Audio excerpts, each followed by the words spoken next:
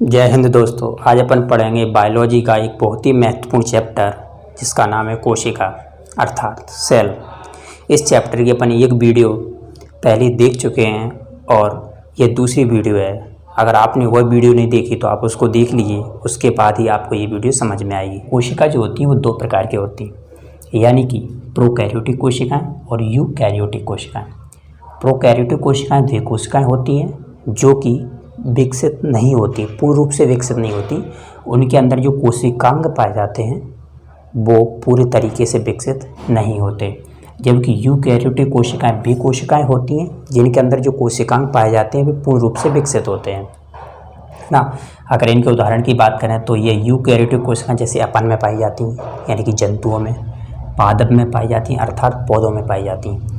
तो यानी कि अपन में, जंतुओं में और जो पौधों में पाई जाती हैं वे सेलें कहलाती हैं यूकैरियोटिक सेलें। ओके। और प्रोकैरियोटिक यानी नीलहरित शैवाल और जीवाणुओं में जो पाई जाती हैं वो कहलाती हैं प्रोकैरियोटिक सेल। अपन समझते हैं अब सेल के कोशिका। तो देखते हैं जिस सेल है, इस सेल की जो अपन है ना, सेल को जस्ट अपन निकाल कर देखेंगे, अगर किसी माइक्रोस्कोप के माध्यम से सेल को देखेंगे तो सबसे पहले जो सेल की जो आउटर जो साइड दिखेगी वो सबसे पहले, अगर पादप सेल होगी ना तो पादप सेल होगी, उसकी आउटर साइड में दिखेगी अपन को क्या, सेल बॉल। क्या दिखेगी, सेल बॉल, जिसको कहते हैं कोशिका भित्ति। यह सेल बॉल जो होती है यह पादपों में पाई जाती है, अर्थात जो यूकैरियोटिक सेल के अपन ने दो टाइप पढ़े थे, जंतु और पादप। इनके पादपों में पाई जाती, जंतुओं में नहीं पाई जाती, अर्थात अपन में नहीं पाई जाती, ये पौधों में पाई जाती है ना, और जीवाणुओं में पाई जाती है। तो इस प्रकार से कह सकते हैं कि कोशिका भित्ति जो होती है वो प्रोकैरियोटिक कोशिकाओं में पाई जाती है, यूकैरियोटिक कोशिकाओं में पाई जाती है, लेकिन यूकैरियोटिक कोशिकाओं के पादप में पाई जाती है। बात आई समझ में। इसके बाद देखते हैं अपन कि जो कोशिका भित्ति होती है वो किस चीज़ की बनी होती है, कौन सा मटेरियल जो उसको बनाता है, तो सेलुलोज बनाता है। क्या बनाता है, सेलुलोज। यह सेलुलोज एक कार्बोहाइड्रेट होता है जो पौधों में यानी सबसे अधिक मात्रा में पाया जाता है। यानी कि देखा जाए तो पौधों, इस पृथ्वी पर अगर पूछे सबसे ज़्यादा कौन सा कार्बोहाइड्रेट पाया जाता है तो 60% सेलुलोज पाया जाता है।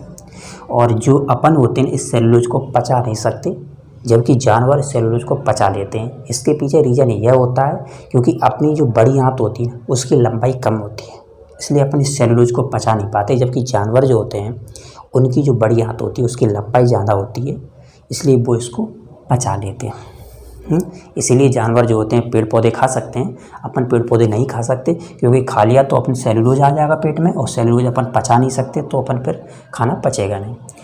और अगर कोशिका भित्ति की बात करें, सेल वॉल की बात करें, तो इसका जो काम होता है वो क्या होता है, यानी कि जो पौधे को मजबूती देना, पौधे का आकार देना और पौधे को सुरक्षा देना।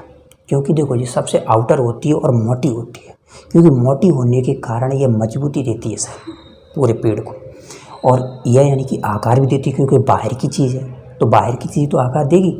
अब जैसे आपने मकान बनवा लिया तो मकान के अंदर आपने ईंट लगवा दी, लेकिन बाहर क्या फिनिशिंग करवानी है ये तो आप बाहर प्लस्तर करवाओगे, उसके बाद ही तो पता चलेगा।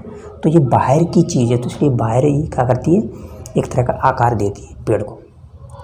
उसके बाद देखते हैं अपन इसके अंदर, यानी कि जैसे ही अपन सेल वॉल के अंदर जाएंगे, कोशिका भित्ति के अंदर जाएंगे तो एक झिल्ली नामक संरचना मिलेगी, इसको कहा जाता है कोशिका झिल्ली।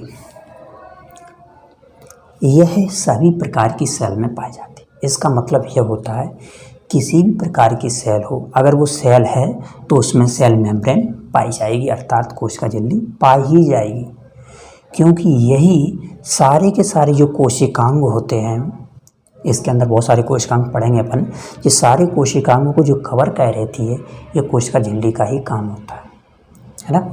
तो ये सभी प्रकार की सेलों में पाई जाती है। यह प्रोटीन और वसा की बनी होती है। किस चीज़ की, प्रोटीन और वसा की, अर्थात ये किस चीज़ की बनी होती है अंदर वाली, ये प्रोटीन और वसा की बनी होती है। और इसका काम क्या होता है, तो इसका काम होता है कि सेल के अंदर क्या चीज़ आनी है और क्या चीज़ सेल से बाहर जानी है, इन सभी चीज़ों पर नियंत्रण करना इसका काम। यानी कि यह देखती है कि क्या चीज़ हमारे लिए सही है उसको आने देती है, क्या चीज़ हमारे लिए सही नहीं है उसको जाने देती है। मतलब कि ये अर्ध पारगम होती आदि चीज़ों, यानी कि इसको अपन चयनात्मक पारगम भी कहते हैं, अर्थात चयन करके चीज़ों को आने देती है। क्या के बाद देखते हैं अपन, जो तुम देख रहे हैं ना लिक्विड वाला, ये क्या है, इसको कहते हैं जीव द्रव्य। अब समझो कि इसका नाम जीव द्रव्य क्यों पड़ा, क्योंकि यह जीवन की सारी क्रियाकलाप इसी में होती हैं। क्या होता है इसका जीव द्रव्य क्यों, कि मतलब जीवन का द्रव्य, पूरा का पूरा जीवन इसी में समाया हुआ है, अर्थात इसे जीव द्रव्य कहा जाता है। इंग्लिश में कहा जाता है इसको प्रोटोप्लाज्म। यह जीव द्रव्य जो होता है, इसके अंदर जीवन की सारी क्रियाएं होती हैं। इसीलिए हक्सले नामक वैज्ञानिक ने इस जीव द्रव्य को जीवन का भौतिक आधार कहा, अर्थात यह जीवन का भौतिक आधार है, ये हक्सले नामक वैज्ञानिक ने कहा, है ना। क्या होता है इसके अंदर, जितने भी कोशिकांग होंगे, जैसे कि ये हमारा केंद्रक है और बहुत सारी कोशिकांग इसके अंदर पाए जाए, जैसे माइटोकॉन्ड्रिया, राइबोसोम, लाइसोसोम, ये सारे के सारे जो कोशिकांग होंगे वो इसी के अंदर ही क्रिया कर पाते हैं, यानी कि यह एक उनको अपने अंदर यानी कि इस सारी प्रोसेस करने देता है, इसीलिए इसको जीव द्रव्य कहा जाता है। इसकी खोज की बात करें तो इसकी खोज करी थी डी जॉर्डन ने, जबकि इसका नामकरण पुरकंजे नामक वैज्ञानिक ने किया था। क्या किया था, नामकरण पुरकंजे ने, और जबकि इसकी खोज डी जॉर्डन ने की थी, है ना। यह गाढ़ा और रंगहीन द्रव्य होता है, इसका कोई रंग नहीं होता।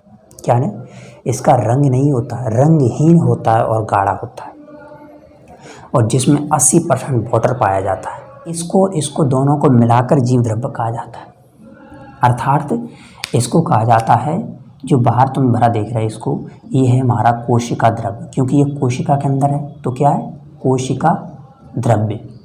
और ये होता है केंद्रक, और जो केंद्रक के अंदर जो पाया जाता है वो होता है केंद्रक द्रव्य, यानी कि कोशिका द्रव्य और अर्थात केंद्रक द्रव्य मिलकर ही बनाते हैं जीव द्रव्य। साइटोप्लाज्म और न्यूक्लियोप्लाज्म मिलकर प्रोटोप्लाज्म बनाते हैं।